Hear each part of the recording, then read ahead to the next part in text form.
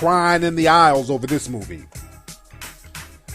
They absolutely love it. And again, like I said, dignity and pride and grace, all that don't mean nothing if you are being oppressed. See, the thing is, when whites are being oppressed in movies or any other kind of ethnic group besides black, when they're being oppressed, they rise up against their oppression. They rise up against the oppressor. They become equal or superior to the people or the things suppressing them. Like if somebody's doing something to them in a movie, they'll rise up and kill them. Or they'll rise up and turn into a superhero. They'll turn into Captain America. They'll turn into Spider-Man or Superman. They'll do something to become equal to the people suppressing them. But in black movies, we're supposed to take an ass whooping and do it with dignity. You're going to get your ass whooped, but just keep your head up while we're whooping that ass. That's the message that they send. And I can't co-sign that. And people talk about, a lot of sisters who don't know the game. They're like, oh, it's so real. We just got to deal with what happened, reality.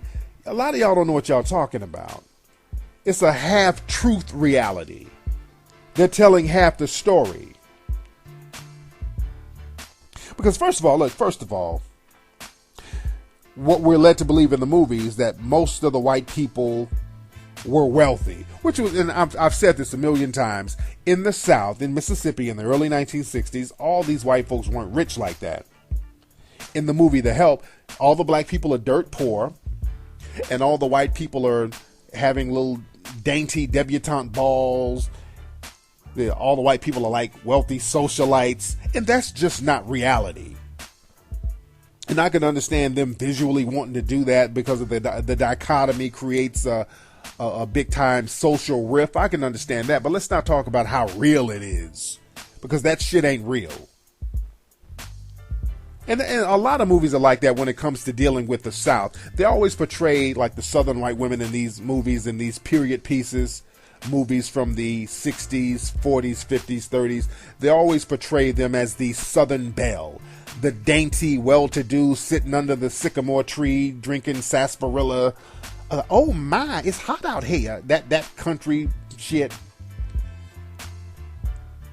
And that's some Hollywood creation, because that whole Southern belle, that's a Hollywood creation. In the South, show the real deal. Show some of them toothless hillbillies down there.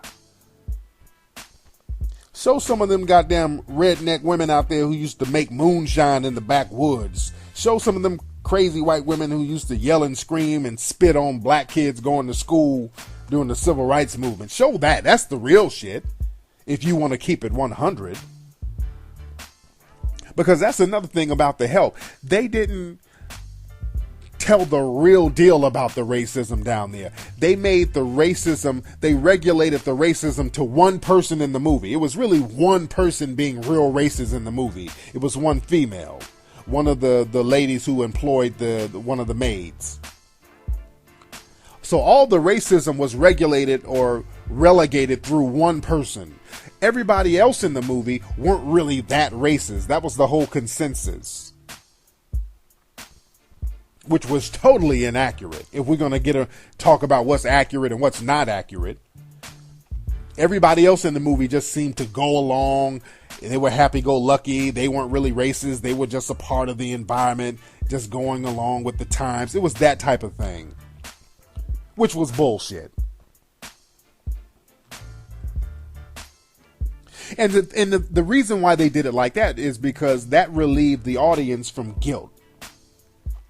They made one person this extreme, over-the-top, cartoon-like racist, so the white moviegoers will look at that and be like, oh my God, that's not me. Thank God I'm not racist. Wow, she's racist. Because the chick was like nigger this and nigger that and nigger that. So they made her over-the-top racist, so there was a disconnect with her and the audience.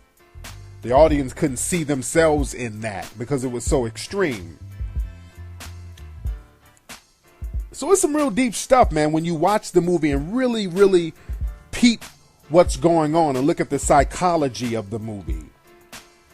See, a lot of black folks who are co-signing the movie, they're just spouting off what they think that white folks want to hear. Black folks, they're scared. They're liking what whites are telling them to like. They're falling for the okie doke. I don't fall for the okie doke. I understand the psychology of these movies.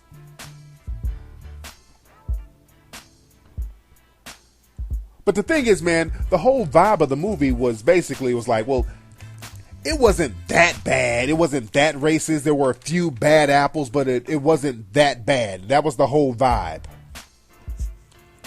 Yeah, there's a little racism down here, but it's not that bad. And as we know, that's totally inaccurate. Now, another thing with the movie, when it started off, it had all the little slave talk in it. Viola Davis is on some shit. She's talking to a little white kid. And the book was worse, because I've read some excerpts from the book, and the book has been criticized for a lot of the dialect in the book, because the writer of the book, a white lady, she dug into her whole bag of stereotypes with the book and the film. Some of the dialect was like over the top, Amos and Andy Coonish. I read a couple of things, and it was like, eyes going down to the stores, that type of shit. You's gonna go down there. You still feels tired. Eyes gonna go. Just real over the top nigga shit. And let me say that, black folks didn't talk like that in the 1960s. That's the thing. White folks, if you're gonna do some stereotypical voices, at least get the stereotypes right. Get the chronology of the stereotypes right. In the 1960s, black folks, even in the South, weren't running around talking about eyes gonna go, yous don't know what eyes got to go. Black folks didn't talk like that in the 60s.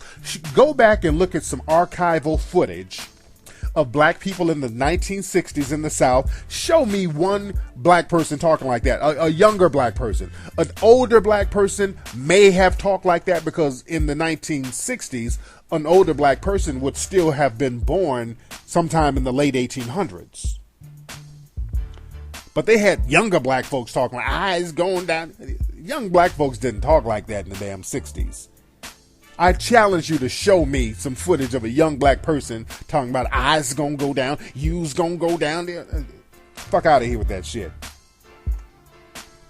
But in the movie, though, they toned down some of the eyes gonna go, but they threw some of that in there. And Viola Davis, she was talking to a young little white kid, and this was throughout the movie. Throughout the movie, it's like, you is smart, you is kind, you is important. I mean, she's telling this little white girl this throughout the whole movie. Real mammy-ish. It was a mixture. It was a mixture of mammy and magic Negro. It was a magic mammy. And then they had Octavia Spencer. She was doing the sassy mammy role. And they had her biting chicken wings and shit. She's talking, I got to look you square on. And she's biting pieces of chicken, and she's talking some shit like, frying chicken just makes everything right. I'm like, okay, who's writing this coon shit? They dug real deep into their bags of stereotypes. And black folks, come on, man. Y'all can't see this crazy shit they're writing? Black folks, don't come to me talking about, oh, this shit is so real. I mean, come on, this ain't real. What black person talking about frying chicken just makes everything all right? Who says that? Y'all niggas gotta be on some, come on, man. Stop going for the okie doke. Don't try to sell me on the shit that the white folks have sold you. And another thing that I really didn't like, they found a way to throw the black man under the bus in this movie. There was a real unnecessary scene in the movie, and it was a part of the book, and I can understand them taking some parts of the book out of the movie and leaving some parts in, but this part was very unnecessary. It had no bearing on the plot line whatsoever. One of the maids, I think her name was Minnie or some shit like that, she had an abusive husband,